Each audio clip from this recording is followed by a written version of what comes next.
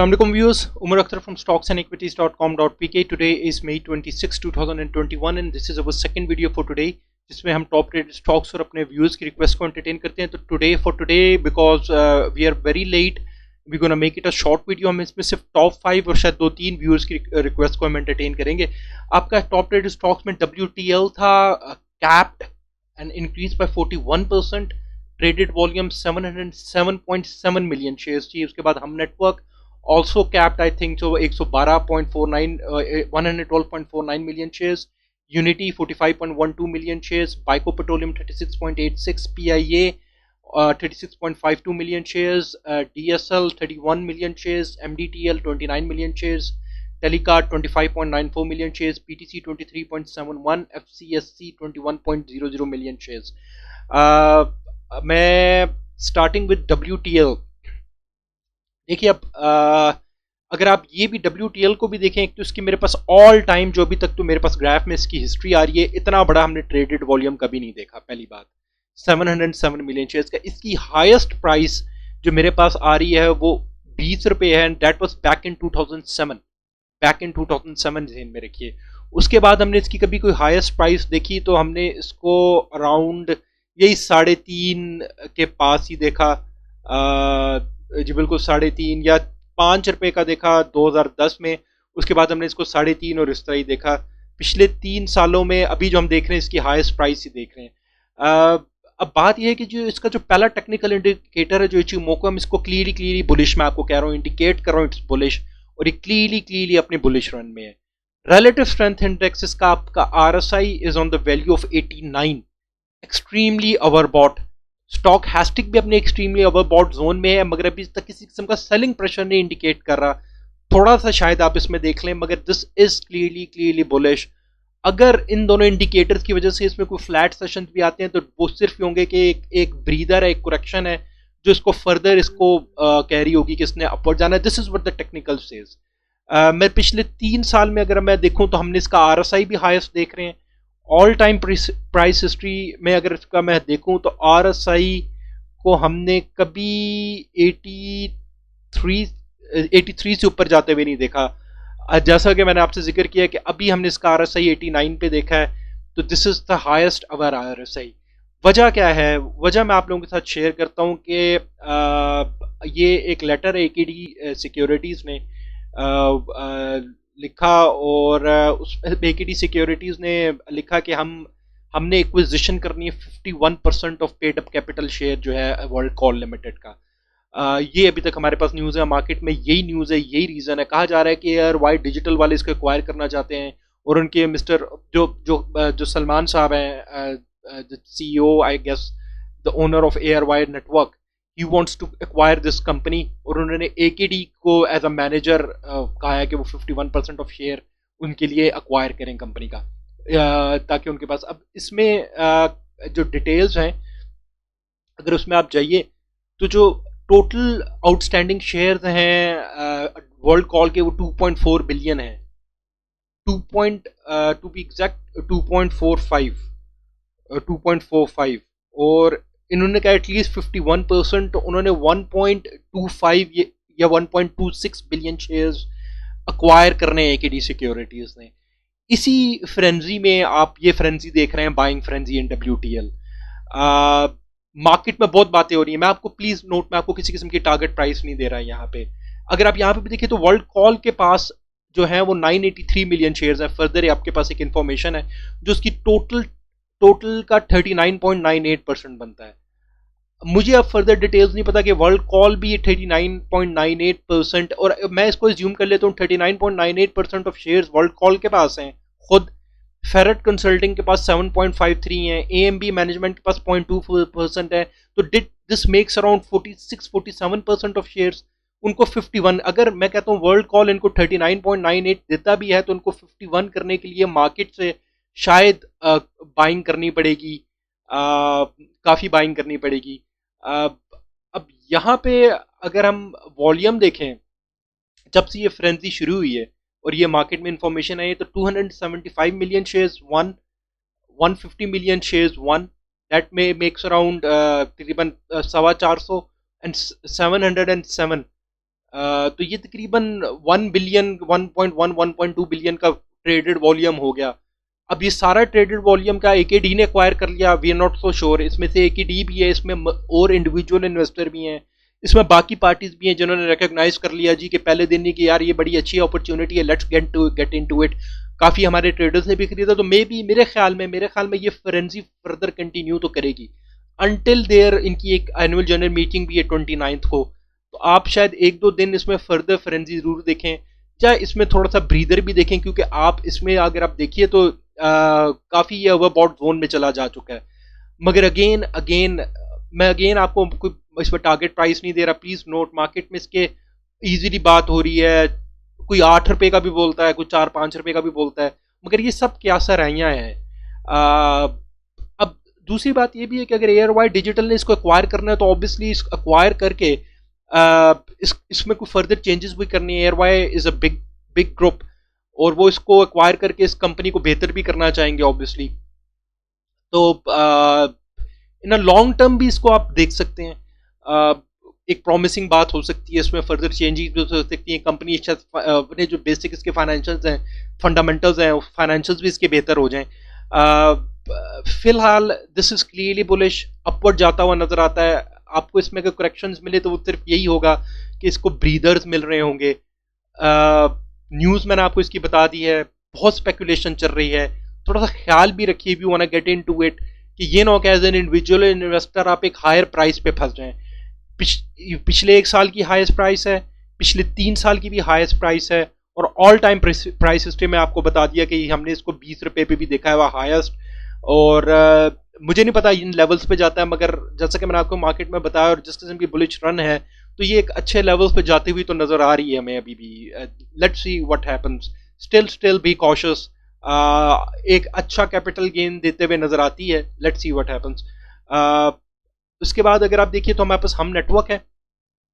हम नेटवर्क जो मैं आपको काफी अरसे से इसको साइडवेज और बेरिश ही कह रहा हूं, आज एक साइन मिला है कि ये शायद आपको एक अर्ली साइन कि ये बुलिश हो जाए। अगर आप देखिए तो लेगिंग स्पैन ने इसकी सिर्फ इसका क्लाउड क्रॉस कर लिया है, कैंडल भी क्लाउड से तकरीबन बाहर निकल आई है, क्लोजिंग उसकी थोड़ी सी अंदर है। कल अगर आपको एक ग्रीन सेशन देता था तो ये एक पॉजिटिवली एक बुलिश रन की तरफ चला जाएगा, एक बुलिश साइन की तरफ चला जाएगा, इसका कन्वर्ट हो जाएगा। RSI इसका भी अभी 71, मगर इसकी जो हिस्ट्री है अगर आप देखिए कि जब भी अपनी बुलिश रन में जाता है तो इसने लास्ट जो हमें हाईएस्ट RSI दिखाया तो 95 तक का दिखा दिया था। तो if it changes into bullish, और ये अगर आप देखिए तो मार्केट अब एक बुलिश रन में मूव हुई है, जैसे कि मैंने अपनी पिछली वीडियो में डिस्कस किया, तो ये उसके साथ साथ परफॉर्म करता हुआ आपको नजर आ जाए।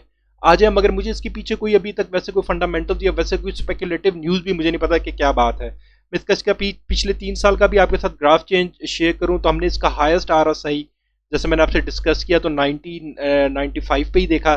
तो वही है कि जब इसकी बुलिश रन स्टार्ट होती है और उसके बाद जो रिसेंट हाईएस्ट RSI है वो 81 पे भी है।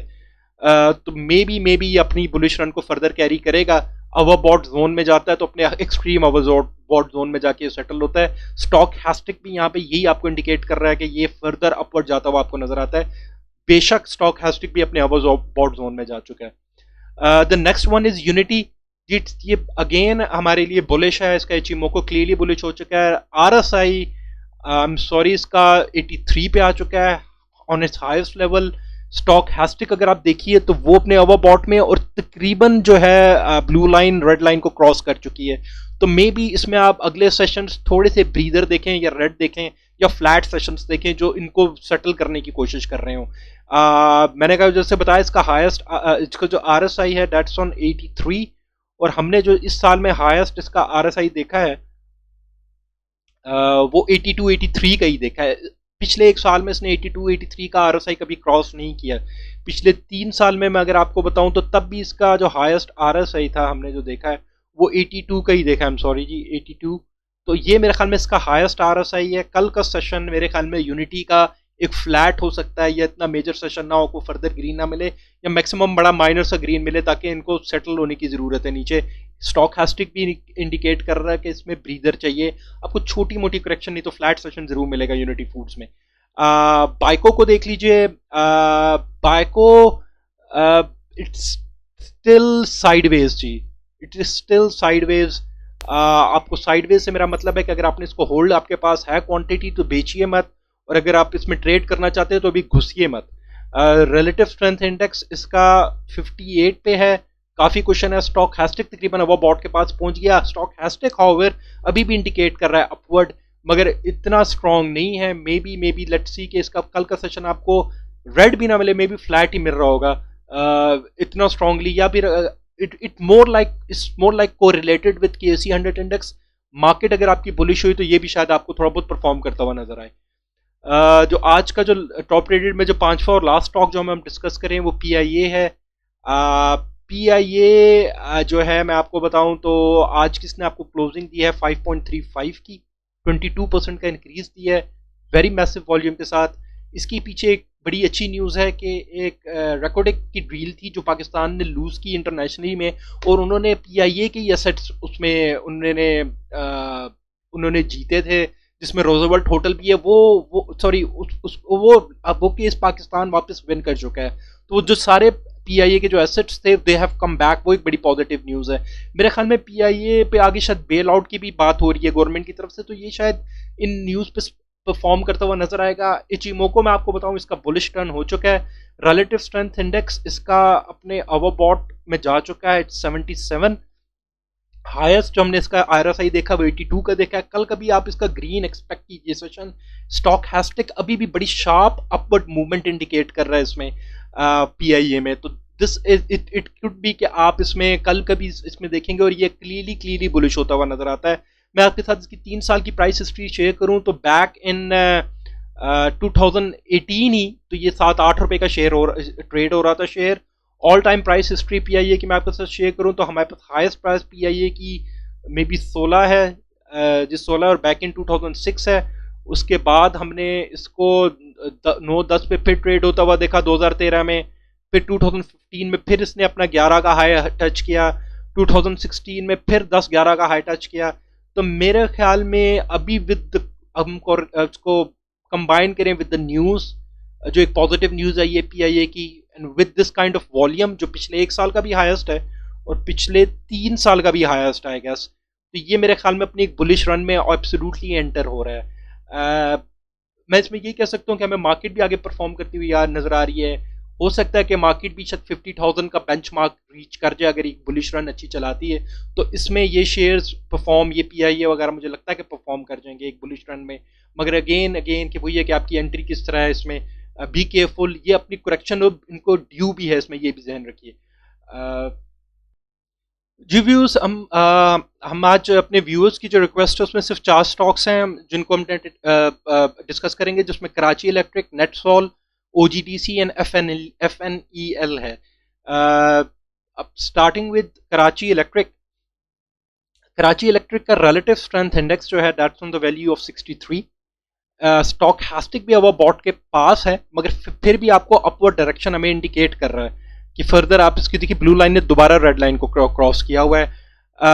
इसका जो इचिमोको है मोर लाइक साइडवेज बेरिश नहीं है, मगर मे बी अगर आपको फर्दर ग्रीन सेशंस मिलते हैं कराची इलेक्ट्रिक में तो ये एक बुलिश में चेंज हो जाएगा, मगर अभी क्लियरली बुलिश नहीं हुआ। आपको फर्दर कल का सेशन परफॉर्म करता हुआ शायद मिल जाए इसके 1-2 सेशन, मगर इतना मेजरली अभी परफॉर्म करता हुआ नजर नहीं आता। Seems like a good stock. ये भी डिपेंडेंट ऑन अ न्यूज़, इसकी डील होनी है शंघाई के साथ, शंघाई इलेक्ट्रिक के साथ। तो लेट्स सी ये परफॉर्म किस तरह करता है। यही है कि अगर यूर होल्डिंग इट, मेरा स्टैंस इसमें ये तो बेचिए मत। अगर आपने एंट्री करनी है right now is not the time. शायद कल का सेशन आपको ग्रीन मिल जाए, इट इंडिकेट्स, आपको स्टॉकेस्टिक भी इंडिकेट कर रहा है और एज पर आरएसआई भी आपके पास मार्जिन है कराची इलेक्ट्रिक का। It is also going to move, correlated है केसी मार्केट के साथ। मार्केट बुलिश रन में मूव हो रही होगी तो ये भी मूव हो रहा होगा। नेटसॉल को देख लीजिए। नेटसॉल हमसे किसी ने डिस्कस किया था।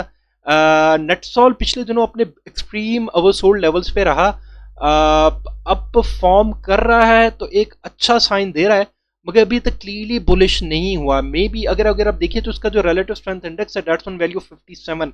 अपने ओवरबॉट पे तो नहीं गया, मगर अपने ओवरसोल्ड से काफी ऊपर आ गया है। स्टॉक हैस्टिक अपने ओवरबॉट में है और आपको रिवर्सल इंडिकेट कर रहे हैं आपसे ऑल ऑफ द सडन।